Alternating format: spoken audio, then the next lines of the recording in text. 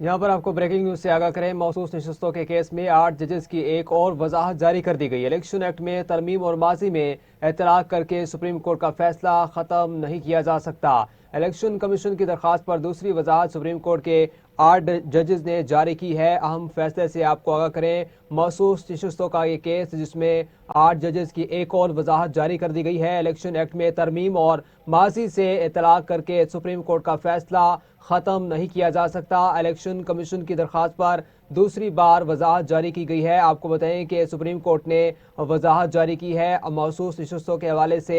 Election commission की दरखास्त पर सुप्रीम कोर्ट ने अब दोबारा वजाहत जारी कर दी है। मौसूस नशस्तों के केस में 8 जजेस की एक और वजाहत जारी कर दी गई है। इलेक्शन एक्ट में तरमीम और माजी से इतलाक करके सुप्रीम कोर्ट का फैसला खत्म नहीं किया जा सकता। सुप्रीम कोर्ट ने वाजिया कर दिया है कि इलेक्शन कमीशन की दूसरी दरखास्त पर वजाहत भी जारी कर दी गई है। सुप्रीम कोर्ट के 8 जजेस ने वजाहत जारी की है। मखसूस नशस्तों के केस में 8 जजेस की एक और वजाहत जारी कर दी गई है। इलेक्शन एक्ट में तरमीम और माजी से इतलाक करके सुप्रीम कोर्ट का फैसला ख़त्म नहीं किया जा सकता, ऐसा कहा गया है। इस फैसले में आपको बताएं कि वजाहत में वाज़ेह तौर पर कहा गया है कि फैसले पर कोई इलेक्शन एक्ट असरअंदाज नहीं हो सकता है। मजीद इस हवाले से तफसीलात भी जान लेते हैं अपने नुमाइंदे ब्यूरो चीफ इस्लामाबाद जाहिद हयात से।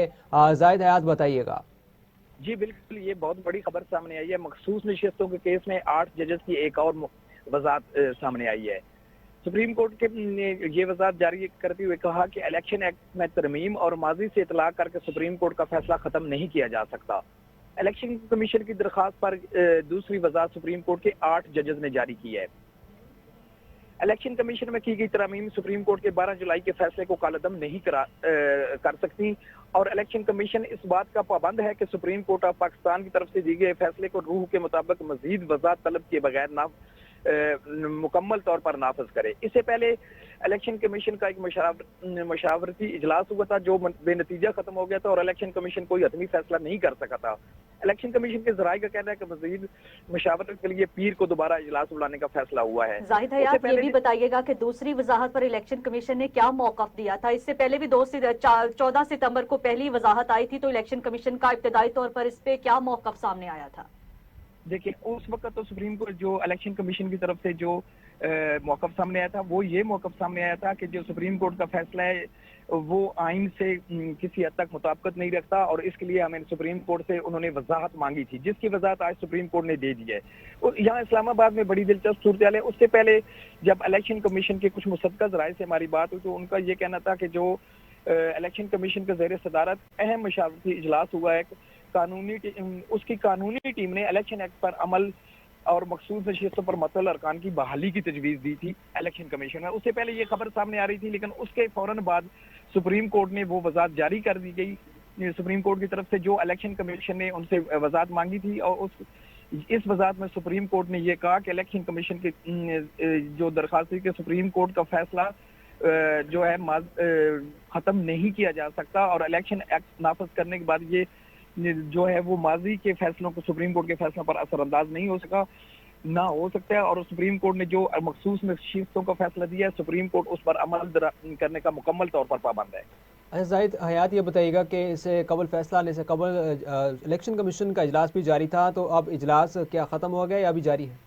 जी, इलेक्शन कमीशन का मशराफती इजलास फैसला आने से पहले जारी था। उसी में जो इजलास था वो बेनतीजा खत्म हुआ, लेकिन जब इलेक्शन कमीशन के कुछ ज़राए की तरफ से ये बात सामने आई कि इलेक्शन कमीशन की कानूनी टीम ने इलेक्शन एक्ट पर अमल और मखसूस नशिस्तों पर मुअत्तल अरकान की बहाली की तजवीज़ दी थी इलेक्शन कमीशन को, तो उसके बाद इलेक्शन कमीशन की तरफ से मांगी गई वजाहत ही फौरन सुप्रीम कोर्ट की तरफ से सामने आ गई कि जो इलेक्शन एक्ट में की गई तरमीम सुप्रीम कोर्ट के 12 जुलाई के फैसले को कालअदम नहीं करार दे सकते। अच्छा जाहिद, ये बताइएगा कि अभी कानूनी तौर पर इलेक्शन कमीशन के पास कोई जवाज या कोई रास्ता है कि वो इस फैसले को न माने? अभी देखिए, बज़ाहिर तो कानूनी तौर पर अब इलेक्शन कमीशन के पास कोई रास्ता नहीं रहा इस फैसले को ना मानने का, क्योंकि सुप्रीम कोर्ट ने अपनी वजाहत में ये भी कहा है कि इसके बाद इलेक्शन कमीशन कोई मजीद वजाहत ना मांगे और इस फैसले को नाफज करे। कानूनी तौर पर अभी कोई इस फैसले का इलेक्शन कमीशन के पास कोई ऑप्शन बचता नहीं है इस फैसले को मानने से, लेकिन अभी देखना है कि इलेक्शन कमीशन का रद्द अमल क्या आता है। एक तो इलेक्शन कमीशन के जराये को कहना है कि पीर को उनका इजलास होगा, लेकिन अभी तक उनका कोई रद्द अमल नहीं सामने आया। अब देखना और इंतजार करने के इलेक्शन कमीशन की तरफ से सुप्रीम कोर्ट के इस फैसले के बाद क्या ठीक है, अभी रद्द-ए-अमल तक आता है। सुप्रीम कोर्ट का कोई भी रद्द अमल सामने नहीं आ सका है। एक बार आपको फिर बताते चलें कि इससे पहले भी 14 सितंबर को पहली वजाहत आई थी तो इलेक्शन कमीशन का इब्तदाई तौर पर कोई भी मौकफ सामने नहीं आया था। उन्होंने वाज़ेह मौकफ दिया है और इसके बाद अब मखसूस नशिस्तों के केस में 8 जजेस के एक और वजाहत जारी कर दी गई है। इलेक्शन एक्ट में तरमीम और माजी से इत्तला करके सुप्रीम कोर्ट का फैसला खत्म नहीं किया जा सकता। इलेक्शन कमीशन की दरख्वास्त पर दूसरी वजाहत सुप्रीम कोर्ट के 8 जजेस ने जारी कर दी है। मखसूस नशिस्तों के फैसले का मामला सुप्रीम कोर्ट ने दूसरी वजाहत में जारी कर दिया है। उन्होंने कहा है कि इलेक्शन एक्ट में की गई तरमीम की माजी की वजह बनाकर सुप्रीम कोर्ट ने 12 जुलाई के फैसले को बेअसर नहीं किया जा सकता। सुप्रीम इलेक्शन कमीशन ने कोर्ट के फैसले पर अमल दरामद का पाबंद है। इलेक्शन कमीशन मजीद कोई वजाहत मांगे बगैर अदालती फैसले पर अमल दरामद का पाबंद है। सुप्रीम कोर्ट के 8 अक्सरियती जजेस की मखसूस नशिस्तों के मामले पर एक और वजाहत इससे कबल भी चीफ इलेक्शन कमीशन की ज़ेर सदारत अहम मुशावरती इजलास खत्म हुआ। कानूनी टीम ने इलेक्शन एक्ट पर अमल और मखसूस नशिस्तों पर मुअत्तल अराकीन की बहाली की तजवीज़ दी है। कानूनी टीम ने मखसूस नशिस्तों पर हुकूमती अराकीन को बहाल करने की तजवीज़ दी है। ज़राए के मुताबिक इलेक्शन कमीशन ने सुप्रीम कोर्ट का फैसला गैर मौसर करार दे दिया है।